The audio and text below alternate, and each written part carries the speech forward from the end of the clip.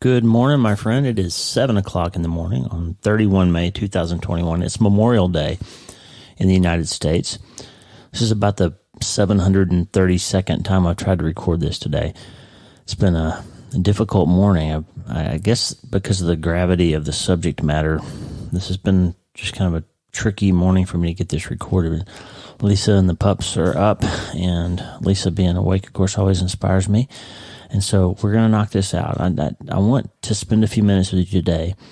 And if you hear this today on Memorial Day, in the midst of I hope you get some days, a few days off here for the long weekend. And I hope that you're having a great time with your family and that wherever you are, the weather's nice. And if you're not in the United States, Memorial Day is the day that the U.S. designates to remember the sacrifice of those who have died while serving in our country's military. We give a whole month to some things. We give a whole month to some causes. We give one day to remember the great sacrifice of those. And so I just today want to remind you in the midst of the barbecues and the long weekend and all that, that there is something of great importance that I want you to remember today. As of 2021, there have been over 1.4 million combat-related deaths in our nation's history. Think about that number for a minute, 1.4 million. It's such a huge number that it's easy to sort of just see it as a statistic. But I want you to zoom into that number and think about the 1,400,000 individual human beings, sons, daughters, husbands, wives, fathers, mothers, brothers, sisters. This is a solemn, important moment. It is not just a long weekend. It matters. And so for a little bit today, just while you're enjoying your time off, just remember that there are some families who are missing, that they've got an empty chair. They're missing somebody from recent conflicts. And when you see the flag flying in the breeze today, think about the red in the flag. Now, officially, in the U.S. flag, the red stands for hardiness and valor. Those are two great things. We should celebrate hardiness and valor of our people. But when I see the red in the flag, and this is why it's been hard for me to talk about that this morning, the red for me is the blood that was shed for our freedom. Not many days of my life, probably no days of my life, if I'm honest, go by without me thinking about the 300 or so American service members who died while I was in Iraq. I took care of many of them. I had the warm, sticky blood of their lost life on my hands and on my clothing as part of the 332nd Air Force Theater Hospital at Belleau Air Base, Iraq. And look, I know this podcast, I'm here to help you become healthier and feel better and be happier and change your life and change your mind. And we always talk about how to find peace and joy and happiness. Memorial Day is a day where you get to enjoy all those things because someone else laid down their life on your behalf to defend your freedom and to give you the right to have days like this. And so today, just remember, just take a minute to remember. We're going to spend a little time talking about sacrifice, about freedom, about the loss and pain that our nation sprang from and draws its breath from. Now, I was going to have Lisa on the podcast today, and I actually announced to my newsletter that she was going to be on the show, but we were talking about it, and there's a poem that I wrote back in 2014 after we lost somebody that we knew. Our son-in-law Bryce's best friend, Cody Patterson, died while they were deployed to Afghanistan in 2013. And I wrote a poem about that the next Memorial Day. And I was going to have Lisa read it because she read it on YouTube a few years ago, and that thing is still getting downloaded because she did such a great job. But she said, you know what? You should ask Al Genatone to be on the show and read that poem and have a talk about Memorial Day. And as most things Lisa suggests to me, that was exactly right. Al, you'll hear his story a little bit in a minute, and we're going to have him on Veterans Day too, so I'm not going to go into great detail right now. But Al is a Army Ranger, combat veteran, Bronze Star from Afghanistan, started at linebacker at Washington State in Division I college football, played in the Rose Bowl, had a real shot to play in the NFL before he got hurt. So just a hero, kind of a titan, one of those guys that's just a larger than life figure, and really my best friend, and other than Lisa, of course, and just the perfect guy to talk about what Memorial Day means. And so I just want you to remember something. We're going to set our minds to never forget today, because Jesus said there is no greater love than to lay down your life for your friends. So today we're going to remember. We're going to remember those who have fallen in the service of our freedom, and we're going to start today. Hey, I'm so glad to have you listening. I'm Dr. Lee Warren, and I live in Nebraska in the foggy North Platte River Basin right now with my incredible wife, Lisa Warren, and the super pups, Harvey and Lewis, who have been sort of stinkers lately. I'm a neurosurgeon and an author, and I'm here to help you harness neuroscience, the power of your brain, faith, the power of your spirit, and good old common sense to help you lead a healthier, better, happier life. The reason I have the freedom to do this podcast is because of the great sacrifices that have been made on my behalf and yours by those who have fallen in the service of our country. And so today we're going to remember those things. Listen, you can't change your life until you change your mind. I'm here to help you learn the art of self-brain surgery to get that done. One part of that is gratitude, and we're celebrating that today. You can get the show notes and more on my website at WLeeWarrenMD and WLeeWarrenMD.com. Messed up my own website there. If you like the show, please subscribe so you never miss an episode, and tell your friends about it. If you tell 2 or 3 friends about it, imagine how much farther we can take this positive message. I'm Dr. Lee Warren. I'm here to help you change your mind so you can change your life. It's Memorial Day 2021. Let's get after it. All right, like I said a while ago, there's really no day of my life that goes by without me thinking about those people that I took care of in Iraq, and how many Americans that I saw that died or had really devastating wounds, some of whom survived and are carrying those wounds, like Scotty Smiley and Paul Statzer, that you've heard me talk about before.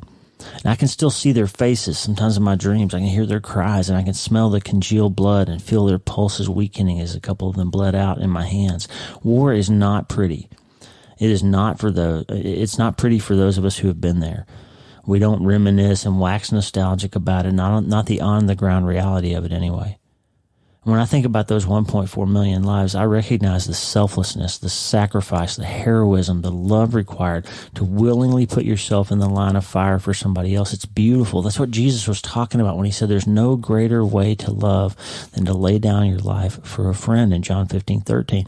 But being in it is anything but lovely. Now, I've got lots of photographs of my time in the war, but there's one in particular that stands out to me.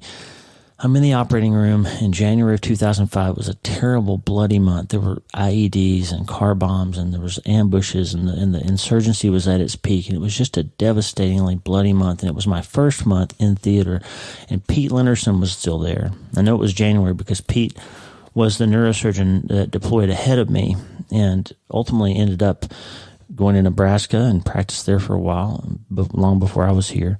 And now he's in Denver at the University of Colorado, and I send patients to him. He's a tremendous complex spine surgeon. But Pete's in the picture operating with me, so it must have been one of the very first surgeries that I did there.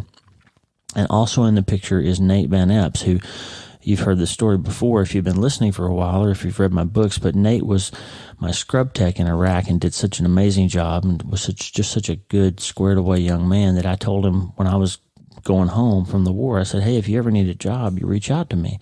And a few years later, when he got out of the military, he did. And Nate moved to Alabama and worked with me and Lisa, ultimately dated and fell in love and married our daughter, Katie, and now is the father of our first 2 grandchildren, Scarlett and Georgie. So Nate in this photograph, and I and Pete are all covered in blood.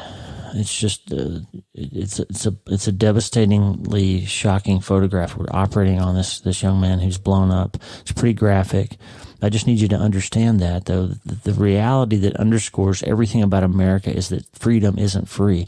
It came and is maintained by the shed blood of people like the young man that we're trying to save in that photograph. And in my right hand, I'm holding a suction tube, and it's full of blood. The blood of this American soldier who was wounded in battle.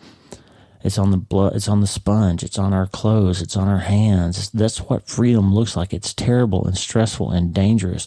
Freedom is bloody and it's hard to look at, and that's what I see when I see the red in the flag. I honestly don't know if the soldiers survived. We don't get to keep records. We didn't get to keep records of our cases, and we rarely receive follow-up information on soldiers and whether or not they made it back to the States alive.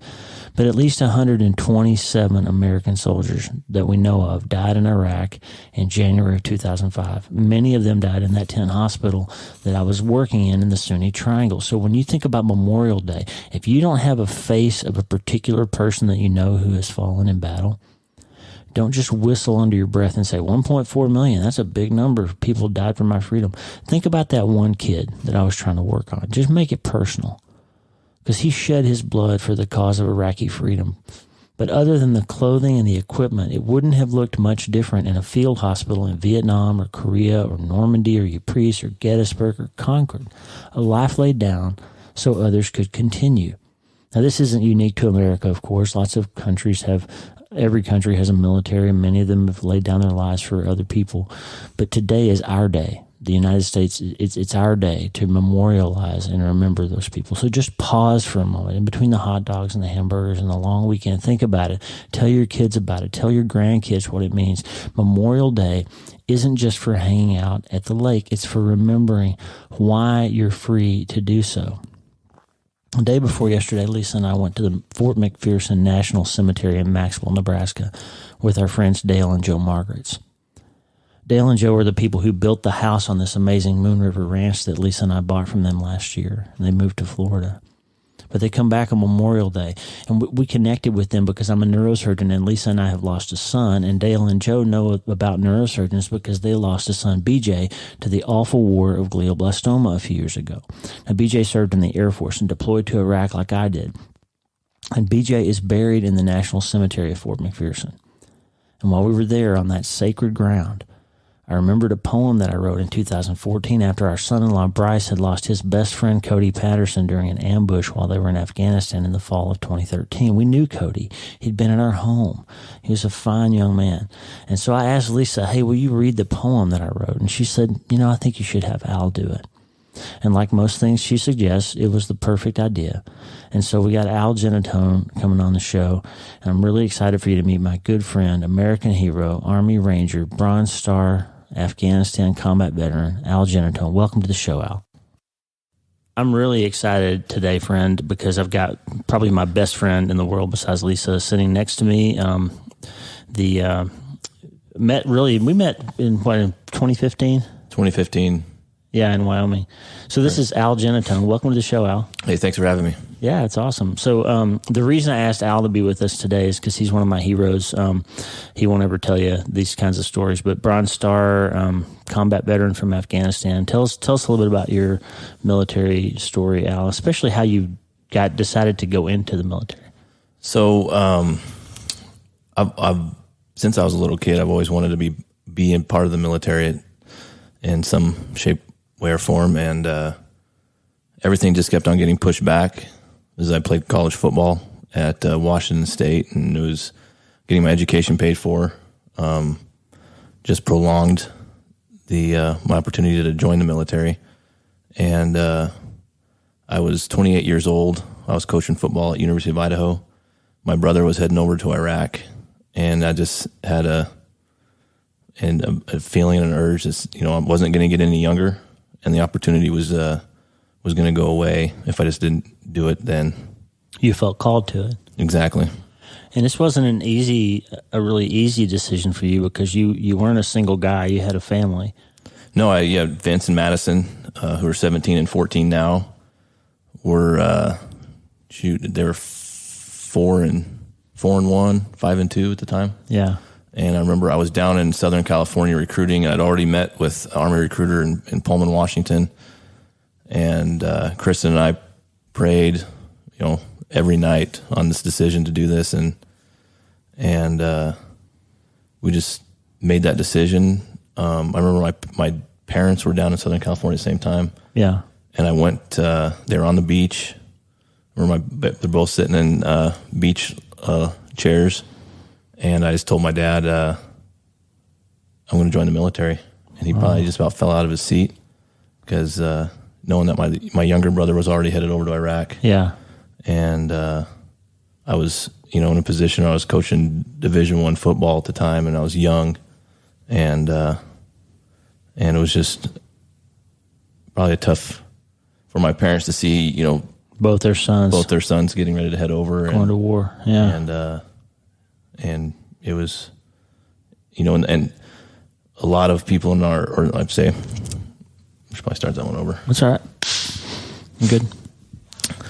We'd grown up, both my brother and I, and we have quite a bit of our family in the military. Both sides of our grandparents. My grandfather was a scout for Patton's Third Army. Wow.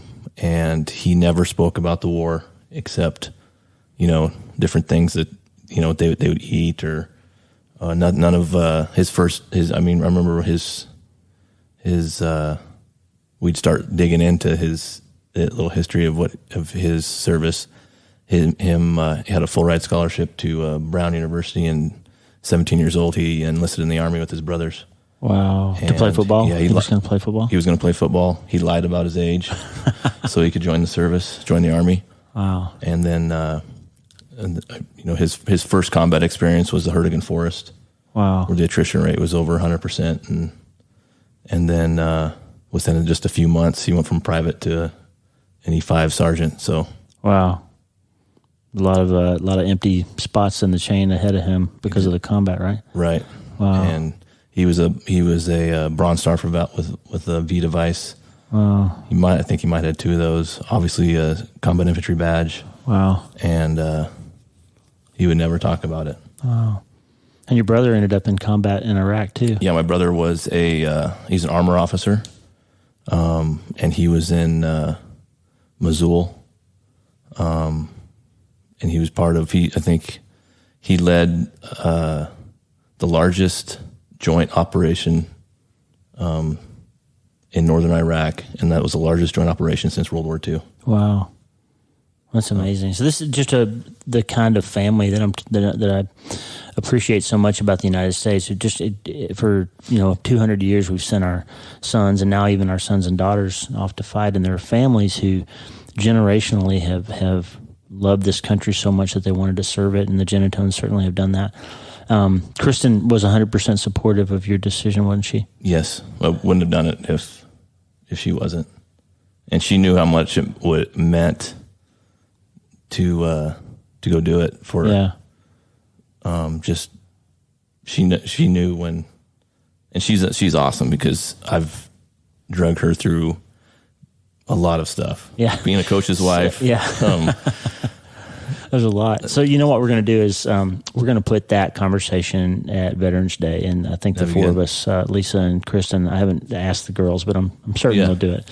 So we'll sit down and talk about families and sacrifice and all the things that Kristen's just a perfect representation of what happens at home when we're off fighting our wars, right? Exactly. And I think a lot of that experience is not ever portrayed as what the families are dealing with. That's right. And nobody hears about that. Exactly. And I don't know, if you think about the movies that do portray that, when we were soldiers. Hal Moore. Yeah. Hal Moore and Vietnam, and how his wife was, because they were taking casualties at such a high rate so fast that the Army didn't know what to do. And at that point, then it was over to the wives to be able to relay the information. And that's right. And Kristen has a really good experience with that also. Wow. That'd be good to hear her story on that. So everybody always says thanks for your service to veterans on Memorial Day. Actually, Memorial Day is not the day that we're supposed to say thank you for your service. That's actually Veterans Day, right? So Veterans Day is the day that celebrates people who have served, and Armed Forces Day, third Saturday in May, is the day that is supposed to celebrate people who are currently serving. But Memorial Day actually is designed to take a moment to do what, Al? So it's really just a reflection and remembrance on the men and women that didn't get to come home. And that's right. If there's veterans that are listening to this right now, and you've been I was on Fob Shank in Afghanistan, and we operated in Logar and Wardak provinces, and all of the KIA in our area of operations was brought through Fob Shank, and they're called hero flights. Yep. And I mean, it was around the clock. It didn't matter what time of the night, the morning, when you heard taps play, that meant that they were taking a hero home. And maybe 2:00 in the morning, and you hear taps playing, and somebody fell. Another one is going home. And they all came through Balad in Iraq and load them up on the C-17s with the flags, and it was quite an ordeal. So you never forget that, do you, Al? So. No, and you always think about.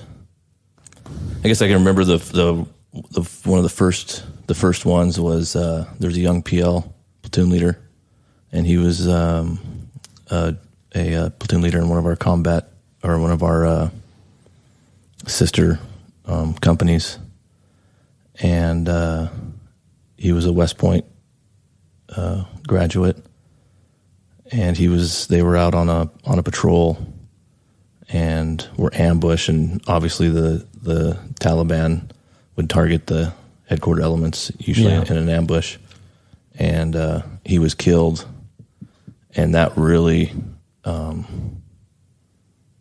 changed.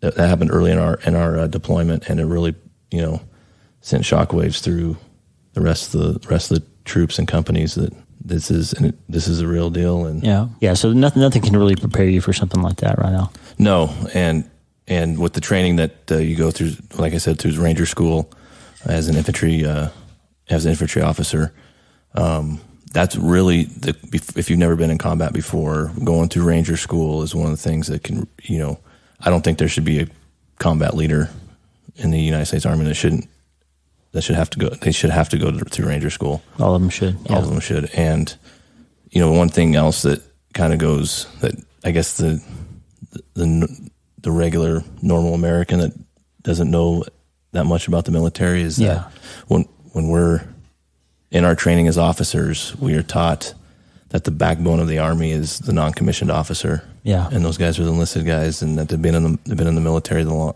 longest. And I had outstanding non-commissioned officers in my time in Afghanistan, and one of them I'm a godfather to his kids. Wow. And my platoon sergeant. And these guys, I had two platoon sergeants, and they're both on their third and fourth deployments. They're still in. One was in the invasion of Afghanistan. One was in the invasion. I think they're both in the invasion of Iraq. They're both in the surge in Iraq, and then we were in the surge in Afghanistan together. Oh wow! So this war never ends for a lot of those guys. Well, and that's the thing, is that the bond that is made with guys that you've been in combat with is you can't compare it with anything else. You're in a situation where you got two of the most extreme human elements: love for your brothers, and when someone's shooting at you, you develop a true hatred for that. When you're bouncing back and forth from those two feelings, it really changes your perception on life. Yeah, and all those experiences that were all in between. Yeah. Al's got a long sleeve shirt on today, but I'm certain that you're wearing that wristband that you always wear, right? What does it say? So it's wristband says never forget August 6, 2011. And what happened on August 6, 2011, Al? August 6, 2011 was a Chinook helicopter was shot down in Tangi Valley, Afghanistan, Wardak Province, Afghanistan. And it was had 22 Navy SEALs on it. And then you had Army pilots and gunners and then several Afghan National Police. And some Air Force PJs. And Air Force PJs. Combat air controllers. Even one of their, I think it was Air Force dog. Yeah, one of the working dogs. The working dogs was on the plane, or on the bird. It was like 31 people or something? Or? Yeah, 31 total. Yeah. It was a pretty controversial situation. They didn't have Apache escorts going in, and there was a Ranger platoon actually in contact, and this was the QRF going in to help them out. That's quick reaction force, yeah. Yes. We were actually called in at about 2:30 in the morning. My commander at the time, Jason Schick, he's now battalion commander in the 2nd Infantry Division, and he knocked on my door at 2:00 in the morning and said, "Al, you need to get up right now. We got a fallen angel." And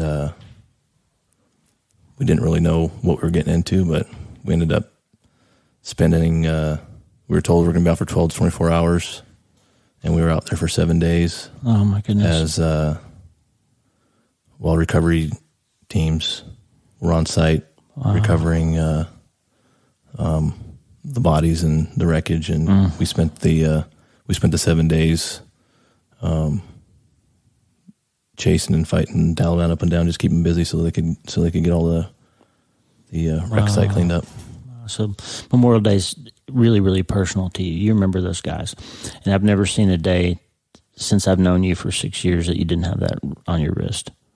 Yeah, it was interesting because my sister was they were going to church in Western Washington, and one of the SEALs' sister went to the same church, and they started talking, and then that's how small the world is that they said, well, my brother was killed in Afghanistan, and Navy SEAL shot down in August, wow. Give him the date, and my sister said, well, my brother was there. He was on one of the teams that went in. So wow, it's amazing.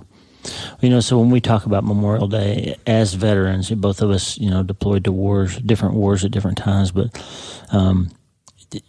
there are some casualties that aren't people who were killed in combat. And I think about people like Scotty Smiley. You actually grew up with Scotty, right? Yeah, we wrestled against each other, played football against each other, and then we would train together. Yeah.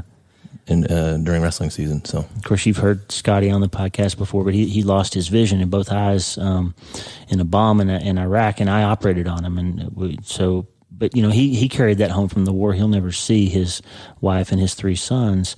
That's a loss that I'm sure Memorial Day reminds him of. And you've got some demons of your own. You can't go through the things that you went through without bringing them home. Well, yeah, and like I said, it just really changes your whole perspective on life. What's important. It was those guys that didn't get to make it back. When you go to the coffee shop, and you don't have to worry about the coffee shop blowing up, or you're safe. You're safe. That's right. So our experience, of course, I was in the Iraq War in 2004 and 5, and Al, you were in 2010 or 11? I was in Afghanistan 2010, 2011. Yeah, 10 and 11. Okay. So obviously different situations we were in, and Al as a combatant, and I was, as a doctor, we had different roles and different experiences, but we both brought a lot of things home. And for us, one of the things that we think about on Memorial Day was our son-in-law Bryce had just proposed. We lost our son Mitch in August of 2013, and then Bryce got word they were dating. Kimber, our middle daughter, Kimber, and Bryce were dating. He was a Ranger medic in Fort Benning, Georgia, and got word that they were going back to Afghanistan for what would be his second deployment. He proposed to Kimber. They got engaged, and they were going to deploy, and they had the Ranger Ball at Fort Benning, and he brought his best friend, Cody Patterson, that he'd grown up with, also a Ranger medic in a different company. And they were at our house, and we took pictures, and we just got to know Cody, a good young man from Philomath, Oregon. And he was killed on that deployment in a ambush, and Bryce was his battle buddy. So Bryce flew back home with his body and did all that stuff that you have to do. And so that was real personal for us because we had a face now. Memorial Day wasn't just this blurred vision of all the soldiers I took care of and saw so many of them die, but now it was a kid that we knew, and it was really personal and different. And in the aftermath of that, I wrote a poem in Memorial Day of 2014 to just kind of encourage people not to forget. And one of the first conversations that Al and I ever had before I knew that he knew some of my backstory, this is what happens when you're a writer and you put things out there. People know about you, about things that you've said that you don't know that they know that you've said. So Al brought this up to me, and over the years we've talked about this poem several times, and I wanted to bring it back to you for Memorial Day, and Lisa said, you should have Al read that. I think it would matter. It would mean a lot for somebody like Al to put his voice on it. And so Al, I asked you if you'd do this, and you said you'd be happy to. Would you just read this for us? Of course. Thank you.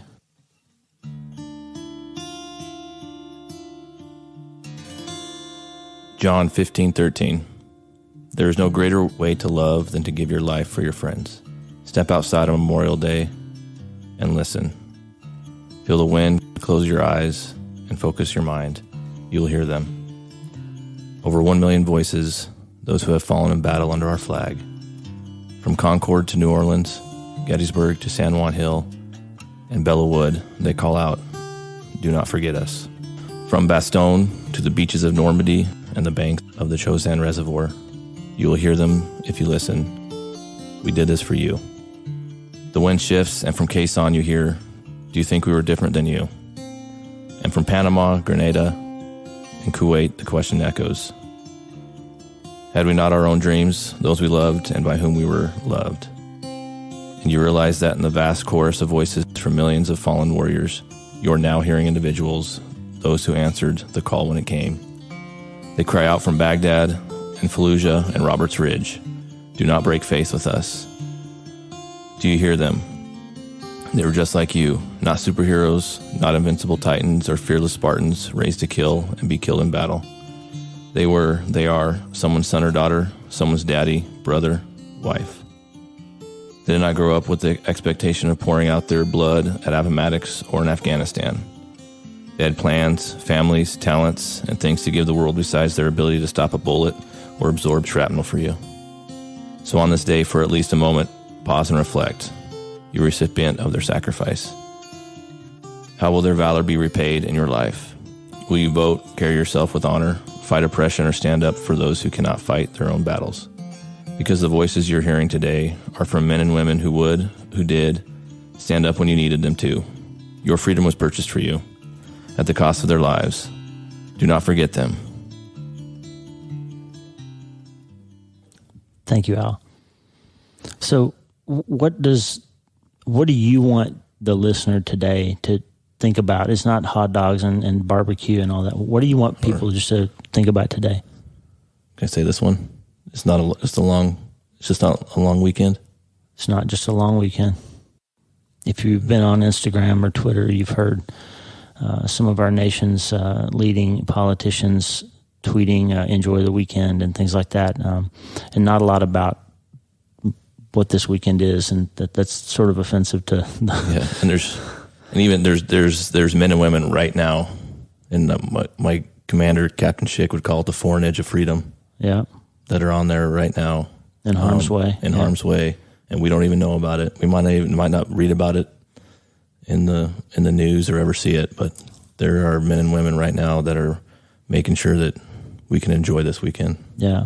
So just think about it. Say a prayer for them and their families, and so if you need a name and a face, say a prayer for Cody Patterson. For his family, obviously. It means something to us. The ones you're going to say, thanks for your service on Veterans Day, you can only say that to us because we got to come home. Right. And there's so much that can still be done for the veterans that did make it home. There's so many of them that are hurting, have gotten addicted to drugs and alcohol. Yep. And they do need our support. Yep. We're gonna have a longer conversation about that on Veterans Day. Al's got some intense experiences after the war with some of his guys, and it's a story for another day. But it's not over when you get home. And I wrote about that in my book, No Place to Hide, about how I struggled with a lot of the things that I saw and went through. And it doesn't end just because you get off that plane. Exactly, and it takes a lot of support from your family. Yeah. If I didn't have Kristen and the kids, I'd probably be one of those soldiers that was, addicted to drugs and alcohol. Yeah.